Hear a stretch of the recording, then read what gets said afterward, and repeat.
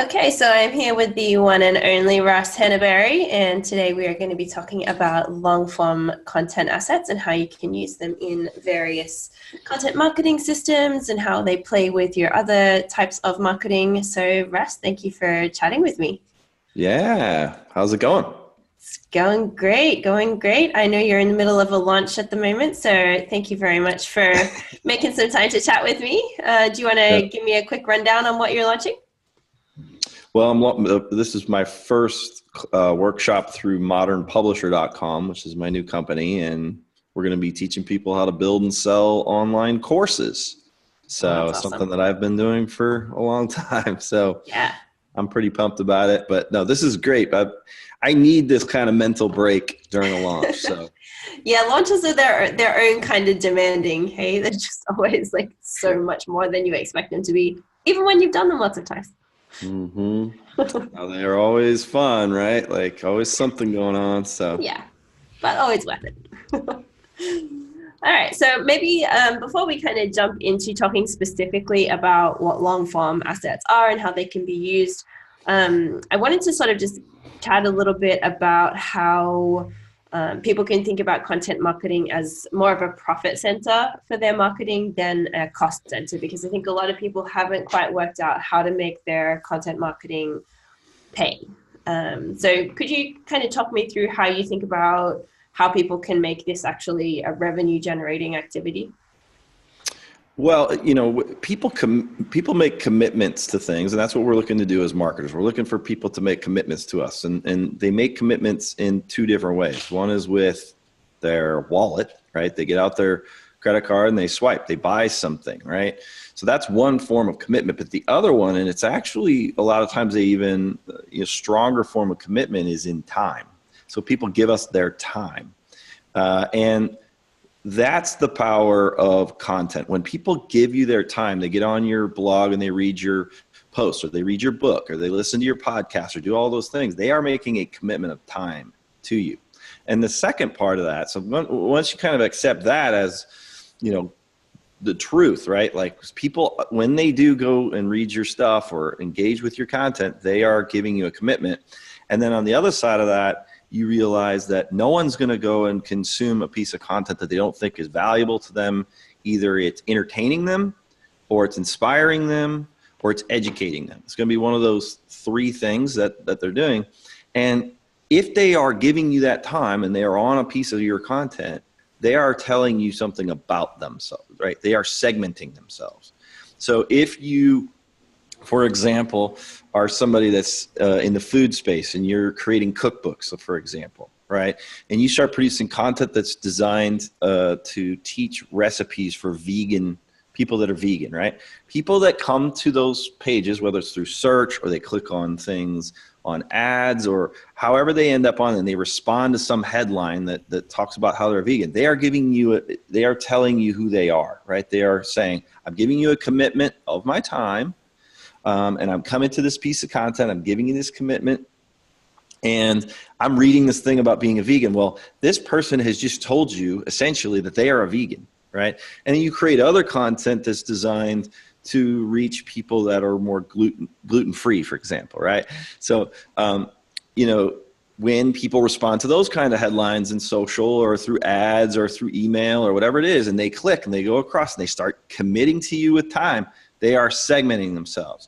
So what you want to be able to do, and if you're going to make content marketing really, really pay, you need to be looking towards how do you ascend somebody from a free piece of content or even a low cost piece of content like a book or something like that into other offers, right? So, and the real power here is understanding that when you build something, you want to build something that attracts a particular type of audience that you have something on the back end to sell, right? Whether it's a course or whether it's a product or a service or a software or whatever that your business model is, right? You want to build content that attracts and segments people, gets them to give you a commitment of time, and then ascends them up into some other product or service. And, that's what the power of content, the internet is built from content. That's what we're doing out on the internet. We are consuming and interacting with content. And so, whether we're watching videos or reading social media updates or reading posts or listening to podcasts or whatever we're doing, that's what we are doing, is we are consuming valuable content, things that we are interested in. We are making commitments to them. And what you want to be doing is hanging advertising around inside your own content, right? So that's really, without going down too much of a rabbit hole here, I also want to mention that, the concept of retargeting today, when someone segments themselves and they come in and they read your vegan post or your gluten-free post, you need to be setting pixels and retargeting to the next proper offer, right? Mm-hmm. Where you can get a little bit more aggressive, right? And you can say, hey, go give me your email address for this list of vegan recipes, or go buy my little cookbook, or, even, make an offer that's, higher ticket there. So it's thinking about it in a little bit more of a holistic way as well. I think people can kind of think about their different types of marketing in sort of a silo style. They think about it as separate pieces rather than all of the pieces having to feed each other. If you're just doing content marketing without maybe the retargeting piece, then it's never going to be as effective. But I think having that sense that the ascension offer is going to be where you make the money, not necessarily from the content itself, but taking them through to that monetization stage as a result of having produced the content. I think that's maybe the disconnect most people are experiencing. Yeah, I mean, too many people are going out there and measuring their blog as a direct response vehicle. Like they're saying, like, what is the direct ROI of this blog post? And that's the wrong way to think about it. You want to use your blog to drive awareness, right? Mm-hmm. So you want to use your blog to drive awareness for more of what you do, right? So more higher ticket offers or ascension, whether it's up to subscription where you're going to ask for an email address, or, some kind of little acquisition offer. Like that's where I love the print book, which is what you do so much of. The print book is just perfect right there in that acquisition stage to convert people into customers, or whether it's something, higher ticket, like maybe a done for you service, or a recurring revenue type software as a service, or, a higher ticket information product, like a course or a master class, something, consulting, coaching, something where you can really, get some higher ticket or some recurring revenue. But yeah, you don't want to be measuring your blog as a direct response vehicle. Its job is not to drive direct sales. Its job is to attract the right prospect and get them to start giving you a commitment of time. Yeah. Right. And segmenting themselves and saying like, hey, I'm a vegan, or I'm gluten-free, or whatever it is. So yeah, that's perfect. Okay, so let's talk about what long form assets are and where they belong at the different stages of that sort of more revenue-oriented content ecosystem. So which ones belong in the attention stage, which ones belong in acquisition, which ones belong in monetization, and just kind of give people a bit of a sense of the different types of assets they could be producing and how to use them. Yeah, I mean, so the reason I love long form right now so much, and I think we're kind of here to stay with the long form, is that you really need to be, there's so much content out to this, I remember when I first was getting started in this, I got started in SEO and realized pretty quickly that SEO wasn't something that I wanted to sort of hang my hat on long term, because I felt like it was a subcategory of content marketing, right? So social media, search engine optimization, all these things for me are a subcategory of content marketing. And so, when I was first getting started, I couldn't get a customer to talk to me about content marketing. They're like, well, I don't know what that is. I need search engine optimization, or I need social media marketing. They didn't understand that, content was what, made that whole thing work. So I wouldn't, back then I wouldn't even go into a prospect's office or anything and start pitching them on content marketing. I'd pitch them on SEO and social media, and then I would just do content marketing anyway. But now, everybody's talking about content marketing. It's, at Traffic and Conversion Summit, it's an entire track on content marketing. So everybody's doing content. And so you need to be building something remarkable today. You know, you need to be building something that, and so what is it? I mean, think about that word, right? Remarkable. What does that word mean? It means it's worthy of remarking about. It's so good that you would literally turn around to somebody else and say, hey, you got to come check this out. Yeah. And so one of the ways, and one of the best ways to create remarkable things, is to create something thorough, right? And something that has a lot of breadth to it. Something you have explored a topic or explained something or built something so thorough and so complete that it's 10 times better than anything else online. And so, or offline. So it's, you know, the reason why long form is so important today is because it creates remarkability. Now, you can't create long form crap, right? You need to create, because that's just like a recipe for complete disaster, right? It's like, wow, like I'm never going to get through this. This is a horrible piece. But when you do it right, long form, you know, does all of the awesome things that you want it to do. It indoctrinates you to your audience. It builds links. It gets you the puppy dogs, rainbows, and ice cream that everybody wants, right? Because it's so good. And that's, at the end of the day, remember that what we're doing out here is we're trying to build long-term sustainable businesses. And in order to do that, you got to go where the spammers and where, you know, you got to start digging trench between you and the chuckleheads out there. And one of the ways to do that is to go where they're not willing to go. Build something remarkable, build something long form. And so where do these things belong? Well, on the front end, when you're talking about attention, you know, just gaining attention, I love the long form piece. You can go to digitalmarketer.com/digital-marketing. Okay. And that's a really long form piece that I built at Digital Marketer right before I left, along with a whole team. So don't think that I built the whole thing, but like, you know, I got help with that. And it's a book, but it's online. I mean, it's north of 50,000 words. Wow. And it's multi-chapter, you know, so it's an 8-chapter piece. And you can, if you go to that URL, digitalmarketer.com/digital-marketing, and check it out, you'll see that this is not a blog post. This is much more than a blog post or an article. This is a very thorough, very well thought out, very well designed piece of content that is, and there's also quite the search engine optimization strategy behind how that whole thing is structured and cross-linked and so forth. And I talk about some of that stuff. We could jump on and do another call on that if you want, because it's a total rabbit hole, but I call it an SEO magnet. And so on the front end, I love the big long form SEO magnet to drive in tons and tons of search traffic.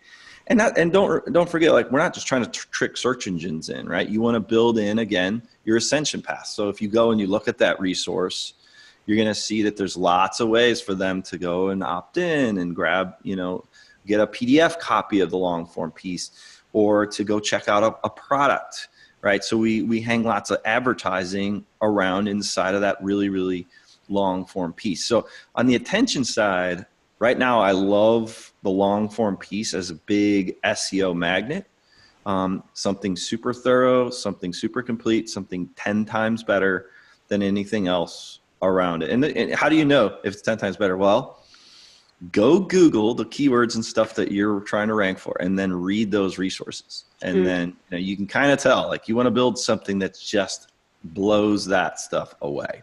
So that's what I love at the attention stage. Where I really love long form content, and I've talked about this with you before, you and I have rapped about this a bunch of times, is in the acquisition stage.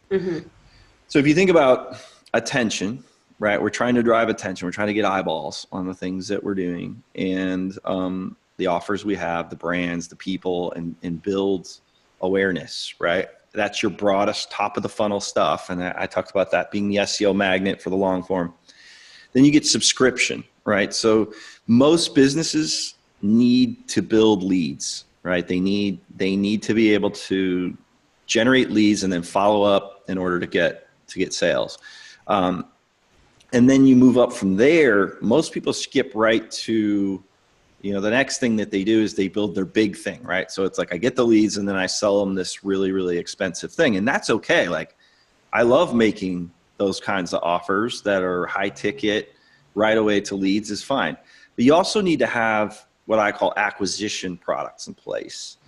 Acquisition products are literally designed to acquire buyers. They are not designed necessarily to be profitable, which sounds nuts, right? But it's like, yeah, you might lose money on these types of products, but you're acquiring buyers to sell your higher ticket stuff. So that fourth stage behind the acquisition is called monetization, which is really where you're going to sell higher ticket stuff, whether it's coaching, consulting, big events, service, any kind of services, expensive products, things like that. You need some kind of acquisition in between there, because some people aren't going to want to buy your big thing. They're going to want to just kind of dip their toes in the water. And I love the long form piece here. And I love it in the form of a print book, because again, you want to dig trench between you and your competitors, go where they're not willing to go. And most people are not willing to do the book. The book is hard, right? And that's why people hire you,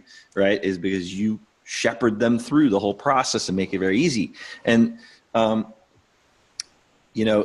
the print book is a place where most people are not willing to go. And so that's where you want to go, right? You want to go there because, it's hard to go there. And as an acquisition product, print books get a higher quality of buyer, right? So think about what you're acquiring there. You're acquiring a reader, right? And so whatever it is that you're selling on the back end, you're going to have more success selling consulting or coaching or services or software or whatever it is to book buyers generally than you're going to have to just about anybody else. There's really no substitute for the quality of a book buyer. So I know entire businesses that run on book funnels as the front end of their process. I'm talking about big businesses that run basically on the premise that what I want to do is I want to build a book funnel where on the front end, I'm selling books. And if I can get book buyers, like, you need to figure out, if you're going to run a funnel like this at the acquisition stage, what can you afford to spend to get a book buyer? And then you go get somebody that knows how to buy traffic, right? And you start running traffic into that front end book funnel. And then you're selling your, whether it's, let's say you're selling consulting or coaching or something like that. So you're going to go book buyer, maybe to a consult, to, so you're going to say, hey, you just bought my book. Would you like to just jump on a call and talk about your goals? And we're going to do a discovery call. And then you're going to sell something like consulting or coaching or masterminds or something like that on the back end to really monetize. So the book, a lot of times you're going to see these offered as free plus shipping. So it's like literally losing money, right? So every time, you might be breaking even on that kind of stuff after you buy traffic to it. But so the two big places I love long form pieces in my funnels is on the front end for search and social traffic. So that SEO magnet concept. And then I love it as an acquisition product in the form of a print book. Perfect. Have you seen anybody using long form content as a primary monetization strategy? Offhand, like I'm not thinking of anything. I mean, like, when I get to monetization, and you might, what are you seeing people using at the monetization stage in the form of long form? There's a really interesting positioning play where if you have a really, really valuable piece of content, you can sell it really expensively. So I'm thinking specifically of Brian Kurtz from Titans Marketing, who he was in direct response at Boardroom for a really long time, and he owns the rights to Breakthrough Advertising by Eugene Schwartz. And so that book is just like super, super valuable. It's a masterclass on copywriting, customer psychology, and all of this. It's, maybe 400 pages long. So it's impossible to get. it's impossible to get. And you could buy this on Amazon for like $1,000 a pop, right? And so brands not selling it anywhere near that anymore because it's almost too valuable not to be in circulation, but it's still way more expensive than any other book that you would find in the market. I think he opens it periodically for sale, and then it's like any other really high value item where it's only available at specific periods and it's a very high price point. It's part of a bigger monetization strategy for him. But if you have something really, really in depth like that, I think that can be a standalone product in itself. Not everybody is going to be Eugene Schwartz and writing a breakthrough advertising level treatise on a subject. But I do think there's a play there. And I think people also need to think about content not just as like written material. So courses are a great example of this, where maybe you're teaching in multiple modules, but that is essentially a long form piece of content because it's, your course is probably going to be 15 or 20 hours worth of teaching material, and that's a huge amount of content. And so that is maybe not all produced all at once, it's not all presented all at once, but that's a cohesive piece of content that kind of falls into this category. So anything that's recorded and can be reproduced and goes into a lot of depth about something, I think people need to think a little bit beyond just like, what can I write down? Yeah, and I love starting with if take somebody like, if this will be listening to this that's just getting started, and you have something to say, right? You have something you want to share and get out there to the world. I like starting with the big thing, right? Whether it's the book or the course. Excuse me. This is the reason why at Modern Publisher I've started with a course, is because once you get that thing, right? Let's say it's a big course, and like you said, 6, 8, 10, 12, 15, 20 hours of content recorded into a course. You can break that thing up into so many different little pieces, whether it's different lead magnets you're going to use at the subscription stage, or concepts for blog posts you're going to use all the way out on the front end. It can be used as a consulting process. I mean, it just really literally never ends to start with the big thing, right? Whether it's, a long form piece of content in the form of a book, or whether it's a course, or whether it's, an event that you're running and you're going to build this like 3-day like experience or something like that, right? You can, once you've got that curriculum, okay, like I can't tell you how many times like my stuff has evolved over the last decade, right? I've been teaching stuff, but once I got my base, right, and how I teach X, Y, and Z, right, I've just been adding to it, right? And as long as I never, realize that, oh my God, my whole foundation of what I'm teaching is wrong, and I have to blow that up, or it's evolved and I've got to blow up my foundation, I can just keep building things onto it and plugging gaps onto it. And that's why I like starting with something super big. Does that make sense? Yeah, for sure. And I want to go back to what you said about making something that's thorough, because I think there's a lot of, I've seen this a couple of times in articles about writing books, and various people. There are not a lot of people who are doing ghostwriting, but that it's a small but vocal community amongst itself. And so I hear this quite a lot, that people will say, don't put everything you know into one book. Save some material so that you can write a second book or a third book or whatever. And I think that is absolute rubbish, because if your purpose is to teach your expertise in this area, to remove any part of that basically invalidates the entire thing.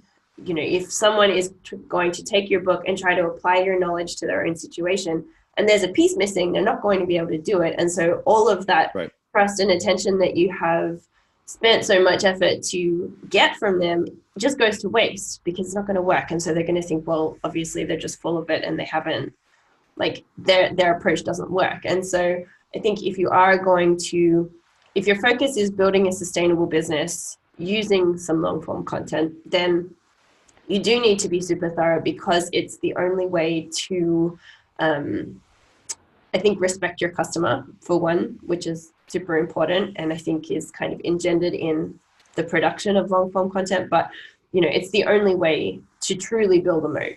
You know, if you're leaving stuff out, you're kind of leaving a drawbridge that goes down over the moat that your competition can march across. And so, yeah, I think that's a really important side note that I just wanted to kind of circle back to. And it kind of relates as well to what you're saying about occasionally having to go back and blow up what you've built previously, because things do change and you do learn new things, you discover new things. Right. And so, yes, maybe all of your information goes into your first book, but in 3 or 5 years' time, you've probably learned a whole bunch of new stuff. The landscape will have changed. You know, you'll have a ton of case studies and additional material. And so you'll have enough to write another book or produce another course or whatever you want to do later on, but you will also have a really great foundation of trust and success with your customers. So I think, yeah. And every time I've ever set out to build something long form, all it's done is open up new avenues for me to explore and to grow into, and then to produce more long form stuff or short form stuff or whatever kind of stuff. Like, one of the best ways for me, for example, to get blog post ideas is to go read old blog posts that I've written, right? Because I'll read a blog post and I'll say, whoa, right there's a sentence right there I need to create an entire post that, you know, completely and thoroughly fleshes out that, right? Well, the same is true of most books. Most books that you read, right? Like, you're focused on a scope, right? So when I create a course, for example, which is what I'm most experienced with. I have written a book, but most of my experience is in building online courses. And when I build a course, the first thing that I'm trying to get to is, what is the promise, right? So what is this book or course or SEO magnet or whatever that long form piece, what is it about, and what am I promising to the reader that they're going to get, or the person that takes the course, or whoever it is, listens to this, or whatever it is, what am I promising they're going to get? Like, how are they going to change? What value are they going to get? And that defines my scope, right? And so sometimes you start moving through a course and you're like, okay, like, I could really go down a rabbit hole here. Like, I could go and I could teach, for example, I teach a lot of marketing stuff. So I could be going along and I could say, okay, well, let me do this lesson on how to measure your marketing. And I could go and be like, I need to go and teach all of analytics now. Like, I need to teach all, and I could end up with massive scope creep in my course. And I think the same thing happens with books. But the beautiful thing is, I could go along here and I could say, I'm going to teach this much about analytics, enough to get them and stay within my promise and my scope that I defined at the beginning of the course. And then when I'm done with this, now I'm going to go teach a whole analytics course, right? And that's, you go and you look through your courses and you're like, I need to fill gaps, right? And I think, like, most of us work this way, right? Like, we have an overarching framework in which, like, most things, like you were saying earlier, marketing is not just search engine optimization or just retargeting traffic. It's a holistic thing. And, you know, I think one of the mistakes that people make is, you know, they're going to go out there and they're going to create a book or they're going to create a course and they try to teach every dang thing that there is about it. But what I always suggest to people is, find a scope that you think your audience wants, right? Find a promise that you think your audience wants, and always go back to that when you're building out your outline and say, like, am I still within my scope? Because if I'm not within the scope, I either need to change the scope and promise up there, or I need to remove this, right?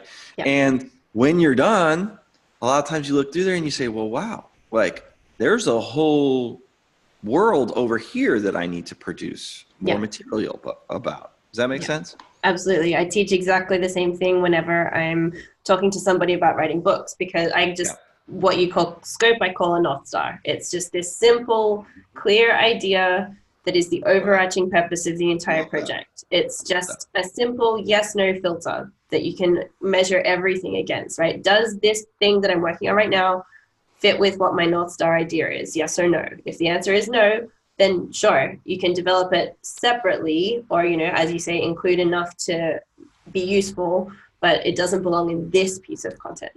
So yeah, and that can be painful sometimes because you're oh like, yeah, oh, this is so good. yeah, Like this stuff is so good. And it's like, yes, but you know, you're not yeah, within save your, it for something else. yeah, you can go and reuse that later, but you've got to cut this great stuff out of here because it's outside of your North Star. I love that North Star analogy. That's genius. So, yeah. Awesome. So what would you say for someone, I mean, there are so many different stages that you can start thinking about doing this, but what would you say is a good indication that a business is ready to start developing some long form content? Like at what moment is it right to start thinking about this? I think there's two, but I think, you know, I think there's two big ones. But I do think let's talk about who probably shouldn't already be here. Sure. And that's the person that doesn't know who they're trying to reach. So a lot of times people come at me and say, you know, even people that are in their 60s or 70s or something, you know, you've probably heard them joking around like, I don't know what I want to be when I grow up. You know, Yeah. I'm retiring, or they're in some sort of transition, right? And I always say, don't think about what you want to be when you grow up. Flip the question, right? Who do you want to help when you grow up?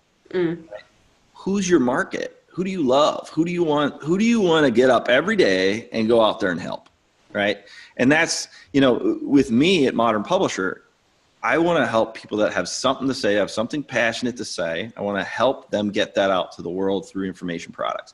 Right? I know what I'm doing. And so I'm a good fit right now. Now that I know who I want to help, I think, you know, if you can answer the next question, which is, you know, what is my philosophy around helping these people? Like, how can I go about it?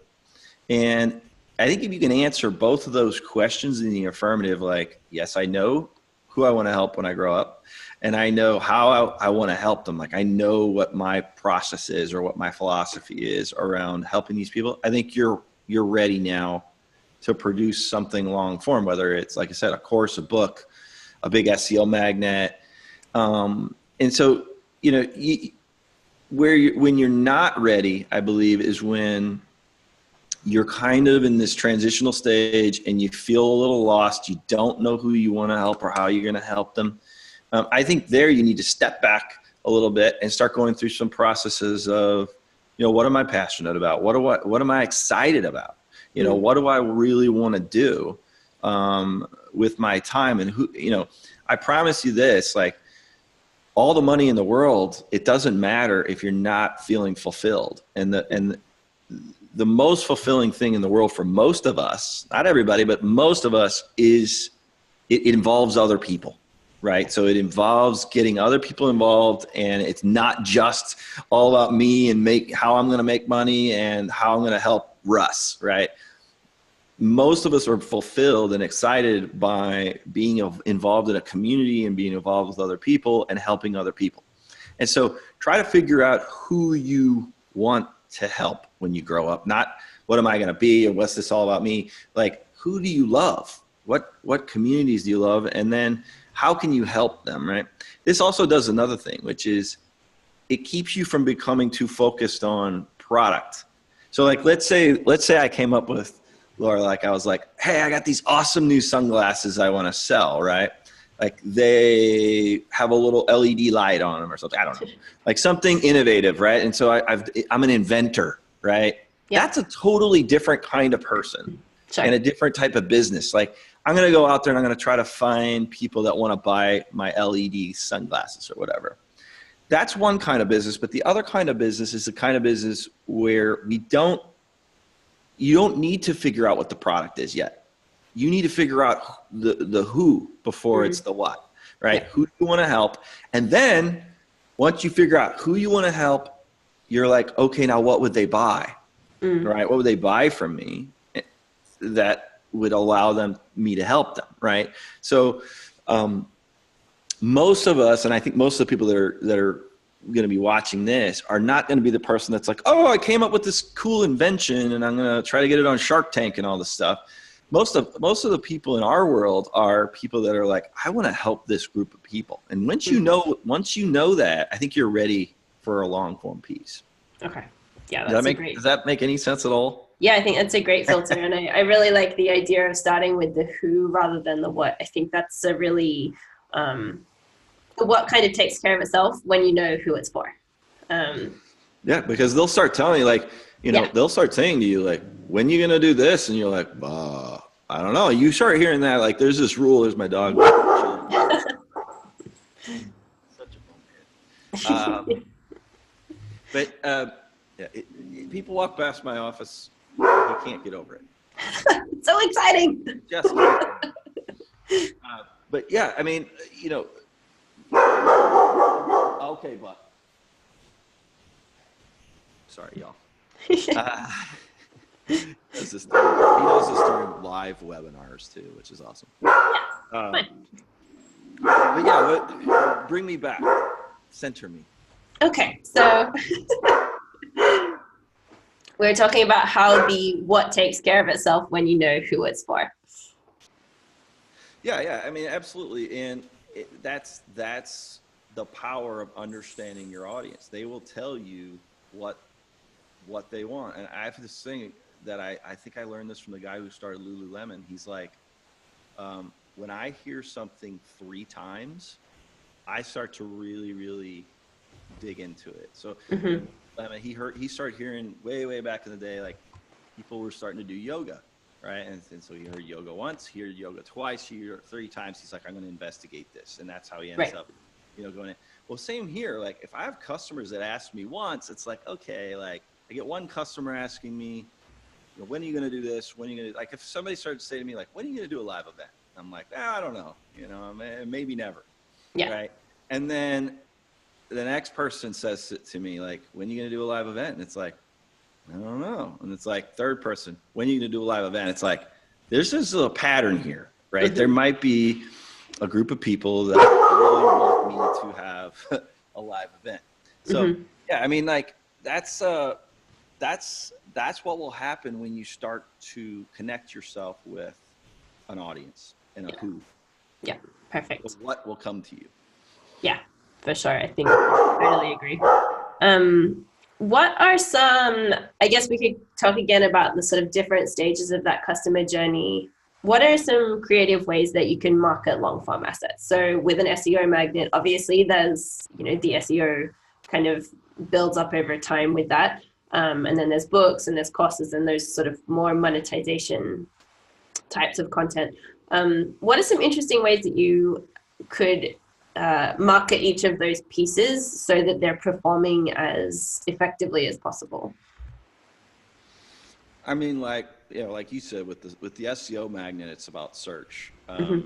But I love combining both organic and paid traffic. So you really have a, when you build something, you have to have distribution for it. You have to be able to get it out to the world.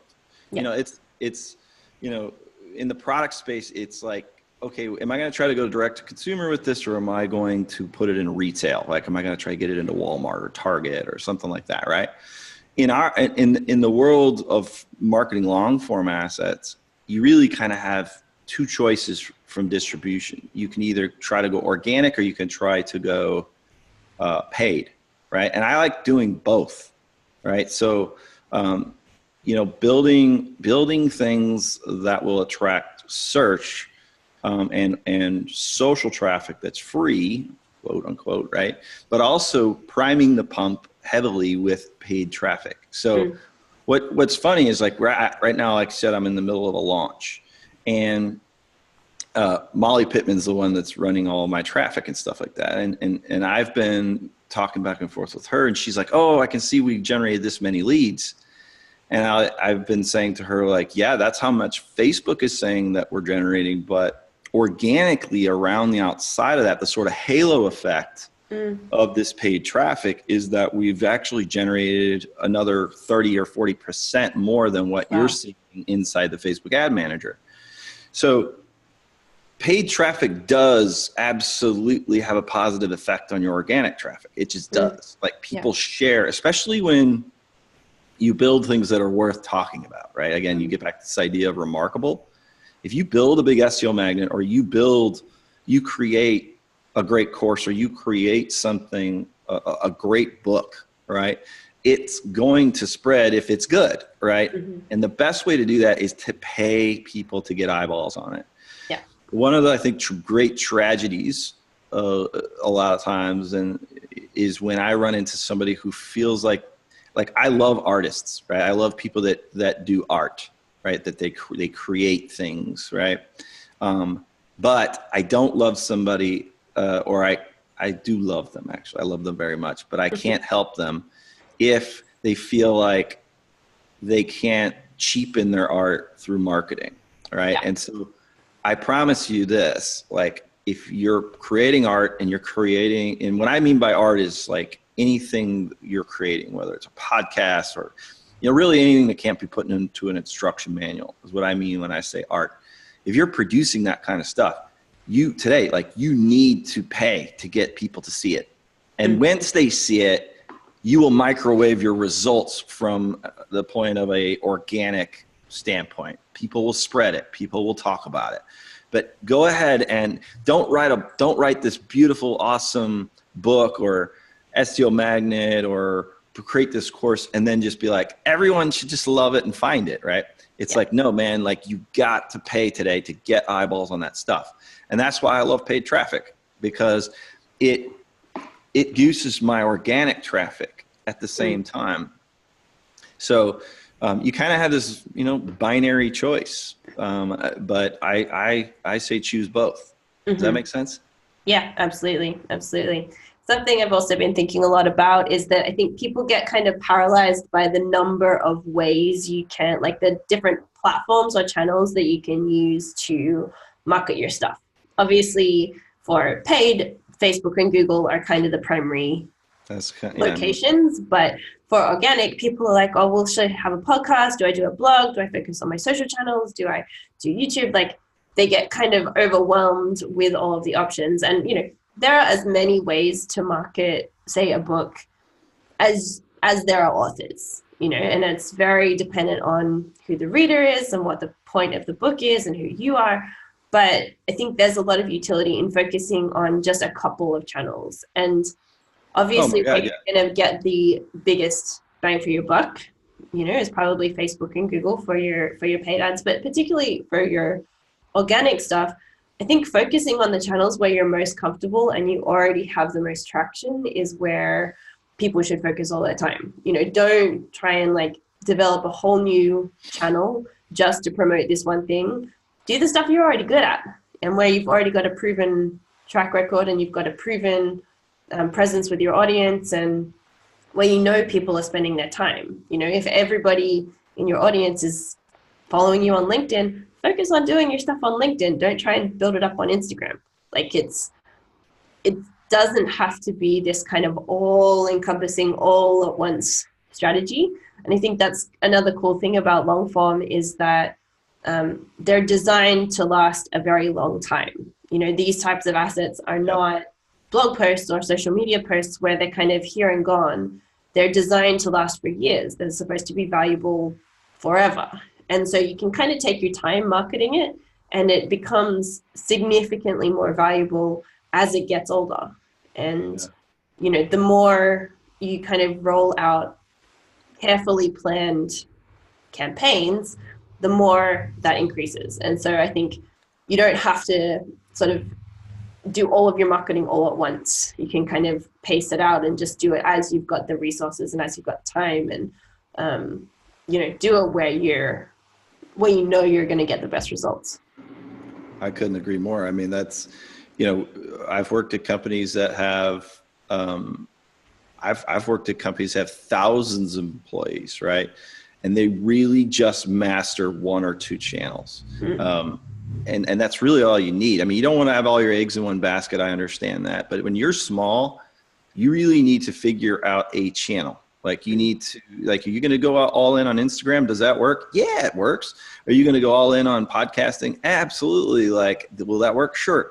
But if you go and you try to run a podcast and this huge Instagram presence, and then you're like, oh, and I'm going to get really, really good at SEO. And I'm also you are now just starting to go, get good at one thing.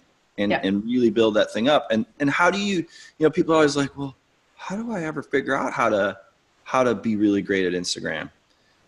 Go find other people that are really good on Instagram and study everything they're doing and start swiping what they're doing. Start doing the same things that they are doing. I'm not telling you to steal and like copy their Instagram posts and stories. I'm telling you that if you're thinking that you're going to get in on Instagram, or you're going to become an awesome podcaster, or you're going to build up anything, and you're not watching other things and swiping and doing what they're doing, you are really lengthening the amount of time it's going to take you to figure out, and you may never figure it out.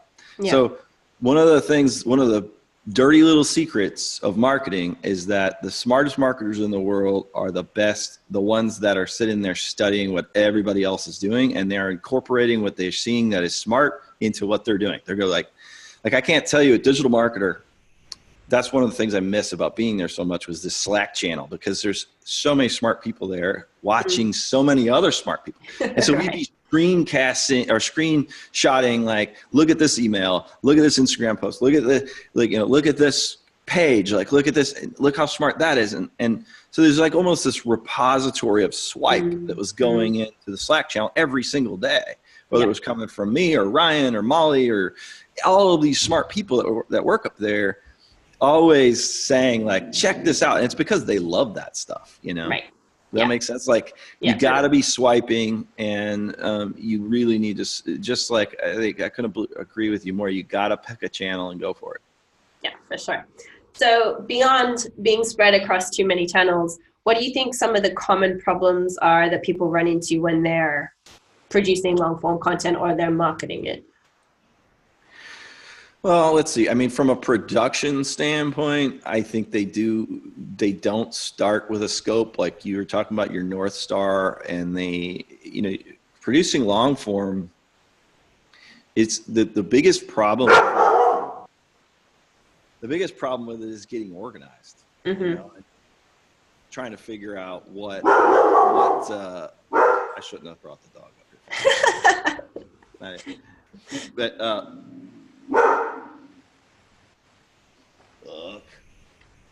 so, people have a hard time just getting the project organized originally. Mm-hmm. Like what all's going to go inside of this big thing.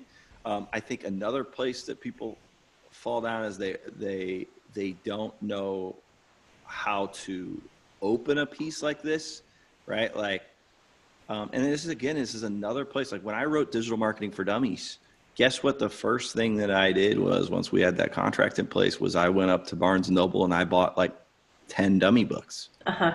And I just started looking at them, and I was like, okay, like I can see what they're doing here. I can see what they're doing there. Again, it comes back to this idea of swiping and looking at what other smart people have already done that have gone before you, and creating this template or pattern for you to use. Like when I go and build out a campaign here for Modern Publisher, I am going and I'm looking at about 5 different other funnels or campaigns, and I'm going, now, okay, that's pretty smart. Like I don't try to, prototype everything from scratch. It's going to be something that's already there. And therefore I avoid a lot of the common mistakes that happen.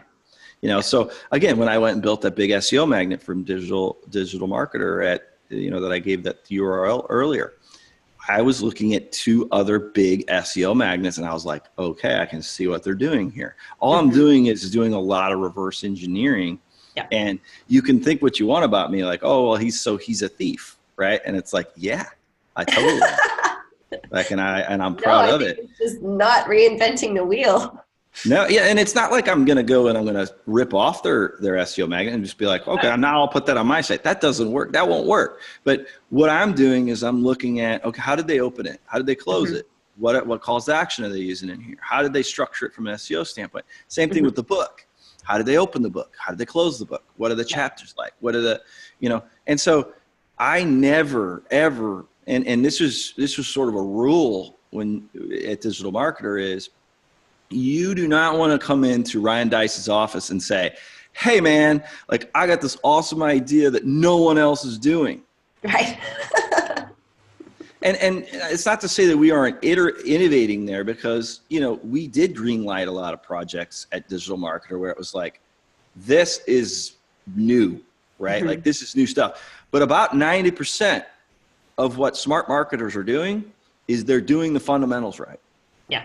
You know, and they're not making these big, you know, step in dog poop mistakes because they are reverse engineering what they're already seeing out there, and just saying like, okay, this is going to get me 90% there right here, just using this template.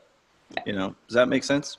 Yeah, absolutely. And I think, you know, a lot of people have a lot of resistance to emulating what other people are doing in their space, but this is literally how we learn, right? Like, the sum of human knowledge comes down to emulating what somebody else has already discovered.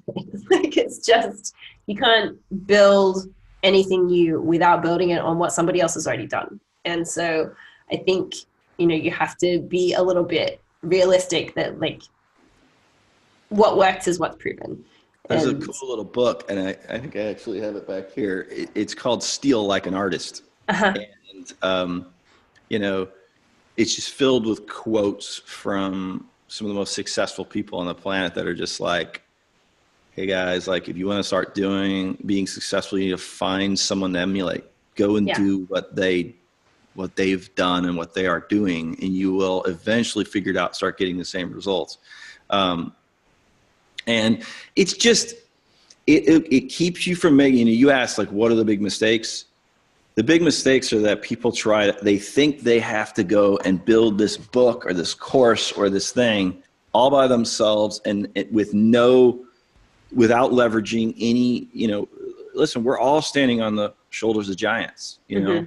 And so, you know, when you set out to build anything, I don't care what it is, whether it's a campaign, a book, you're going to write emails. Like I was writing an email before I jumped on with you, and guess what I was doing? Like, I have an entire label inside of my Gmail that's just called Swipe, and I have a ton of smart emails in here from very, very smart marketers. And so I was looking at some angles that people were taking in some different emails that are similar to the email I'm writing right now. And you could call me a thief, you could do whatever you want, but like, that's what everyone's doing. Like, we are all emulating. And, you know, am I ever going to come up with brand new ideas and try something new? Well, yeah, even in this launch, I've tried some new stuff. And I know some people are watching what I'm doing, and they're like, hey, how's that working? And I'm like, oh, it's not doing well, or hey, that's really crushing it. And it's like, and so we're all doing this. And the beautiful thing about marketing is that it's public. It has to be, right? And so go get on people's lists, go buy other people's books, go look through what everybody else is doing, because and just start picking it apart and becoming a student of marketing. And that's how you win. So perfect.